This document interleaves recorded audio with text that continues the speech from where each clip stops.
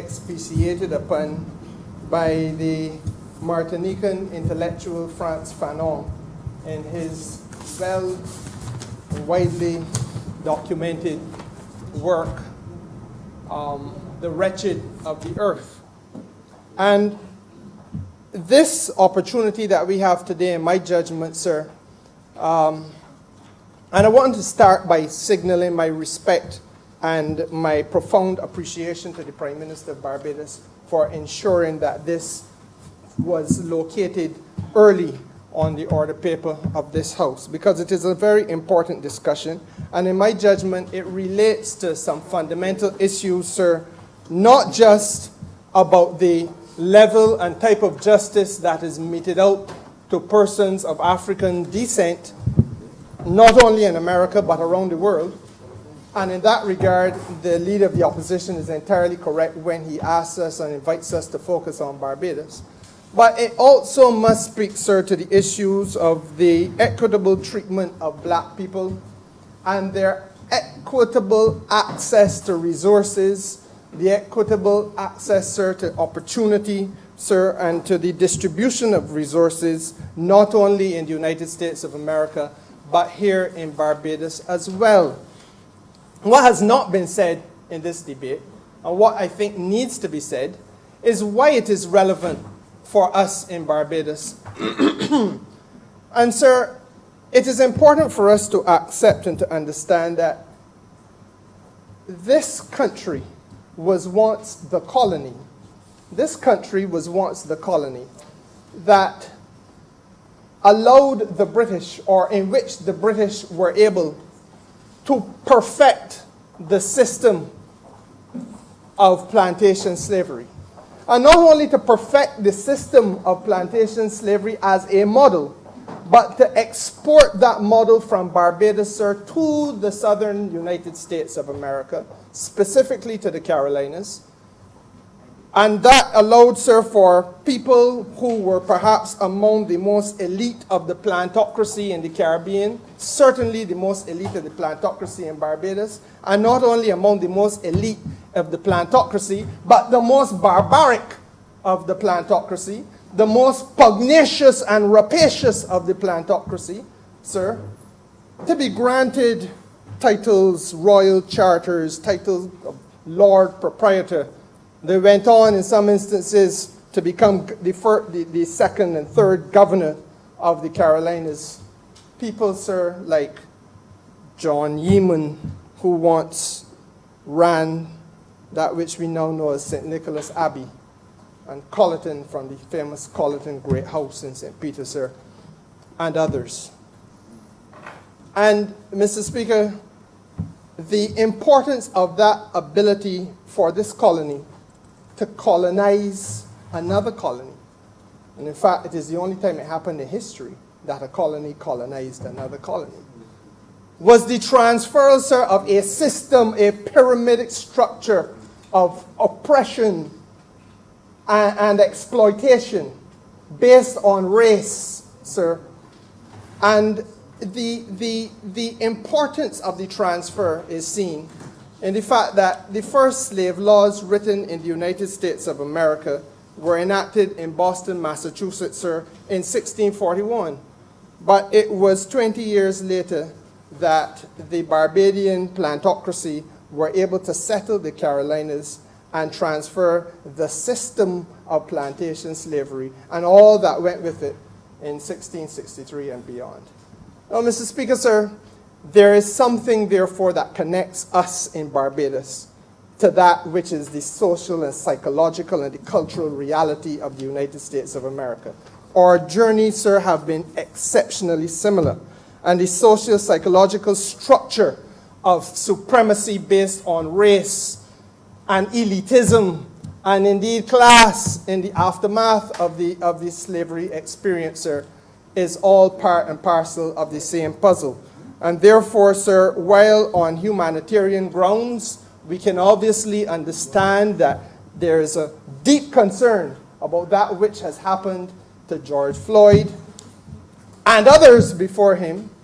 We must also understand, sir, that it is part and parcel of the story that we have to tell in Barbados, and as the leader of the opposition quite rightly says, to dig deep into exploring where the continued weaknesses and deficiencies in our social structure lie.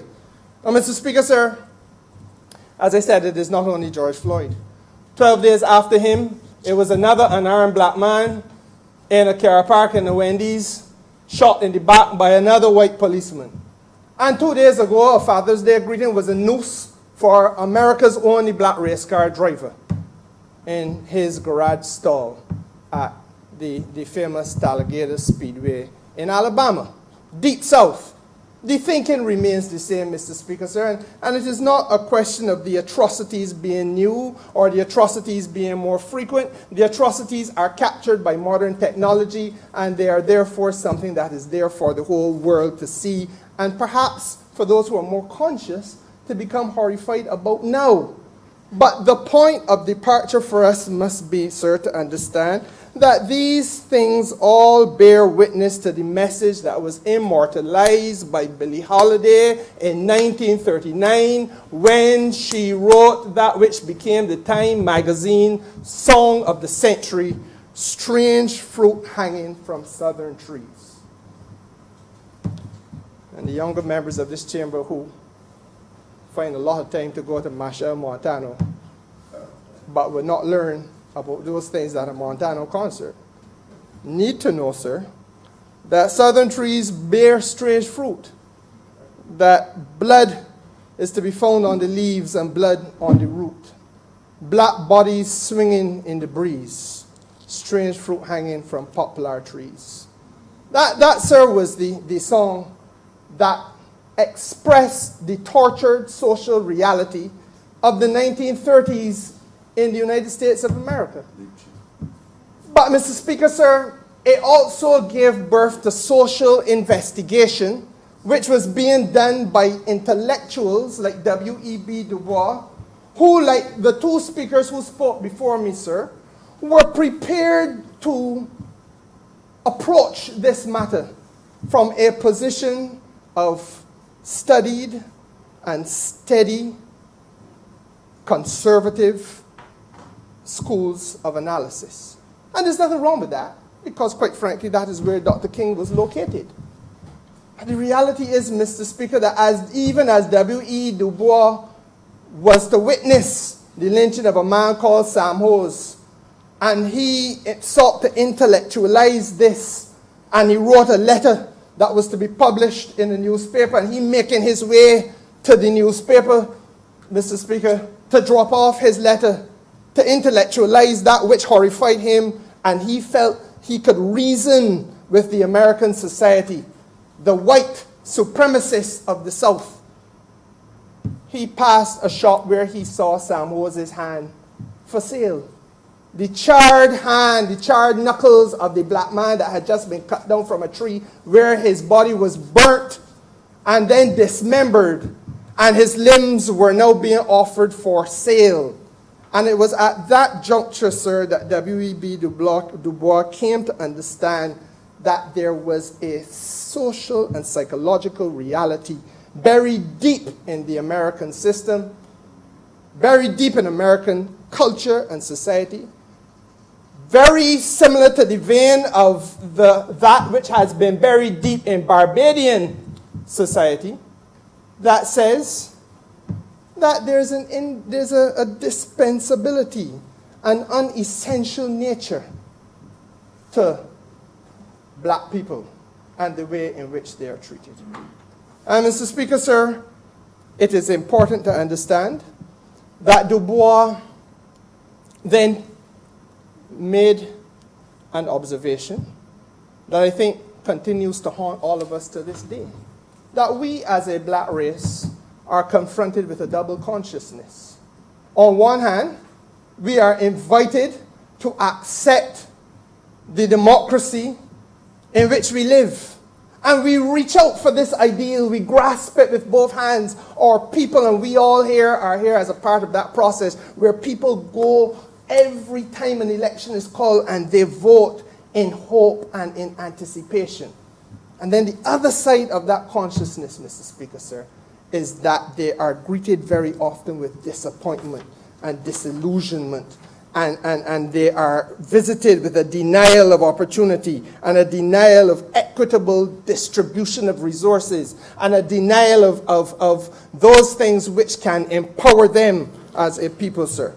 And so for developmental purposes, yes, we all can hold hands and properly agonize and sympathize about that which is taking place in the United States today. But for humanitarian purposes, sir, that is one thing.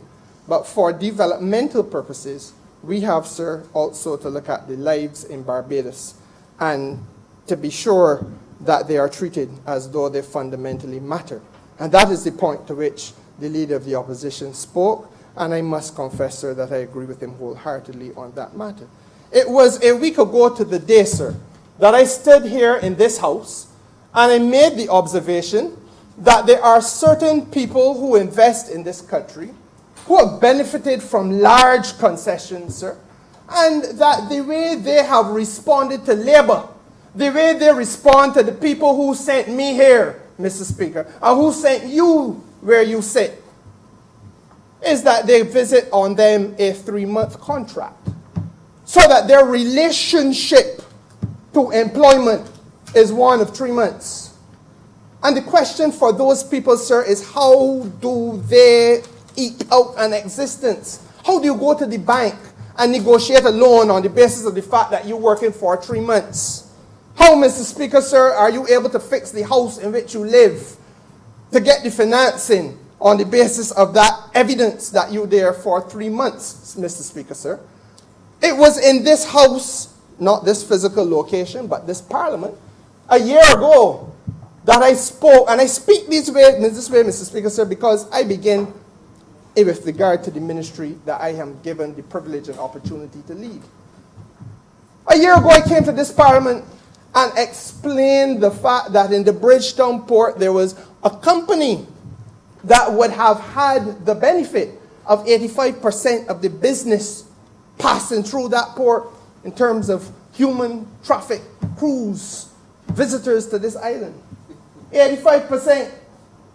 But there are 300 taxi drivers in the Bridgetown port, Mr. Speaker, sir, who get 5% of the business. Do those lives not matter? And are these not the issues that we must now intervene in order to make sure that there's a distributive intervention in the interest of justice, that there's equality of opportunity, equality of access to resources, Mr. Speaker, sir? That is what the debate has to be about in Barbados. It is not a matter, sir, of waging war against anybody of any color. It is a matter, sir, of trying to make sure that we rectify imbalances that have haunted this society from time immemorial, as far back as the memory of man doth run. And Mr. Speaker, sir, it is important for me, I feel, as a member of this parliament, to speak this way in this house, because this house was the tool that was used to systematically oppress the working class people of Barbados, the black people of Barbados. All is the same. I heard a distinction being made by leader of the opposition as to whether it's race or class. Well, let me explain to the leader of the opposition, that is an artificial dichotomy. It is an artificial dichotomy. The reality of this thing is that the working class are the black people in Barbados. You will find one or two in one or two parishes of the island, but they represent a very small handful of exception. And we all know that skin color in Barbados gives opportunity to many things and denies opportunity equally to many people. In 1708, Mr. Speaker, this Parliament passed an act to prohibit inhabitants of Barbados from employing Negroes in selling or in bartering. It was in 1733, Mr. Speaker, sir, that this Parliament passed an act for the better governance of Negroes. That is what it is called. To prohibit them from huckstering, going after the poor people.